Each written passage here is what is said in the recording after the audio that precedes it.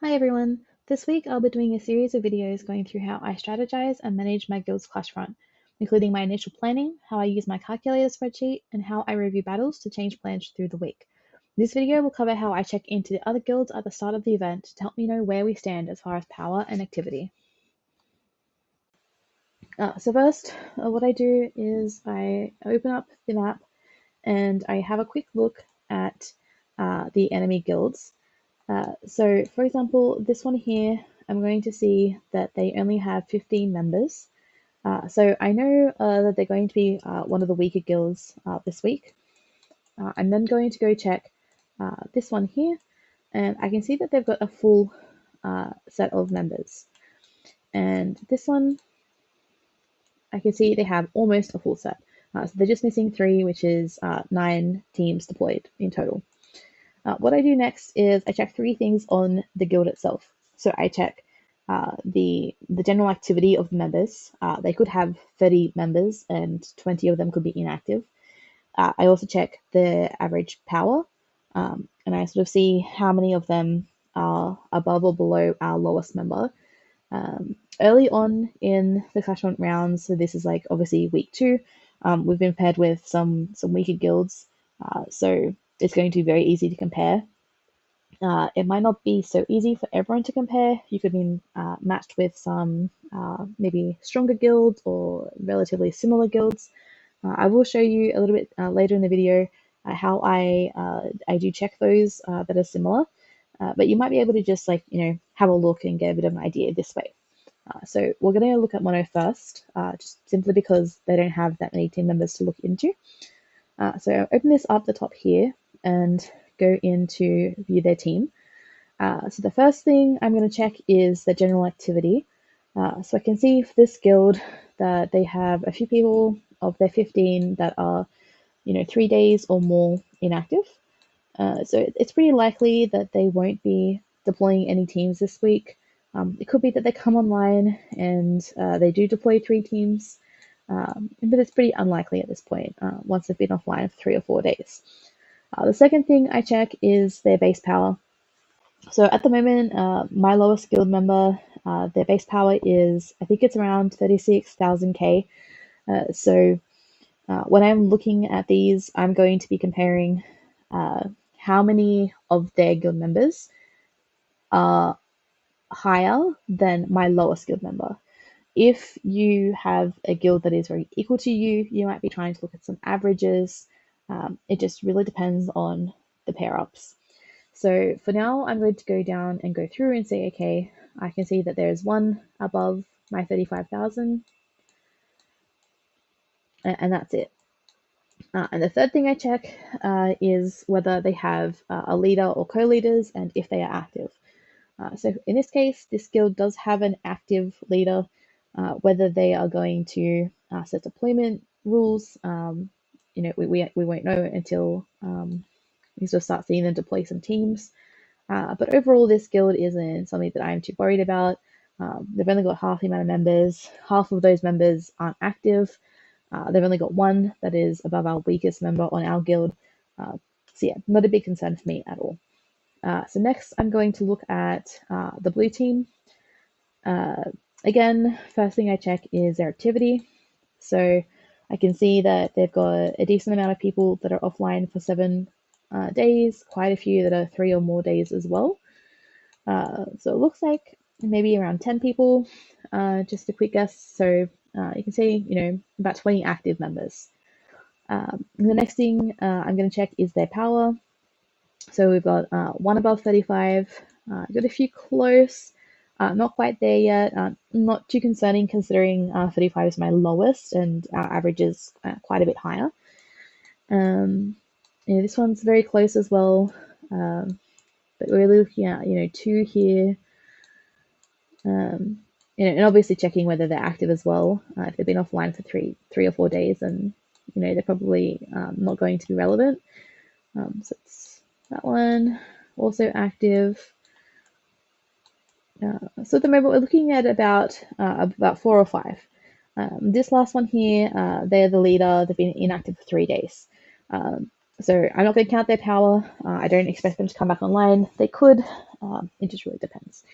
And coming back to the fact that they are the leader, they've been offline for 3 days, so I wouldn't be expecting them to be providing deployment plans.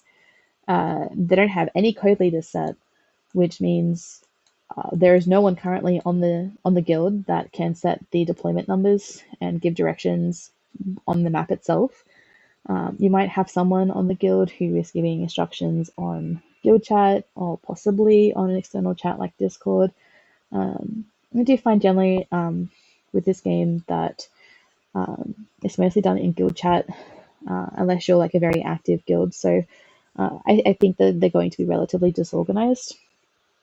Um, then we're going to look at our third enemy. So looking at their activity, I can see that there's a few in the 7 days, a few in like the 1-2 days. It's about 3, 4, 5, 6, 7, a few around the 1. So again, we're probably looking at about probably around 20 active members.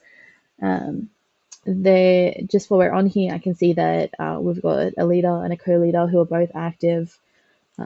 Their powers, I can see that there's 2 there above 35, 1 close. My third one, and that's it. So out of all the 3 guilds, I would say that this guild is probably the one that we need to watch out for the most.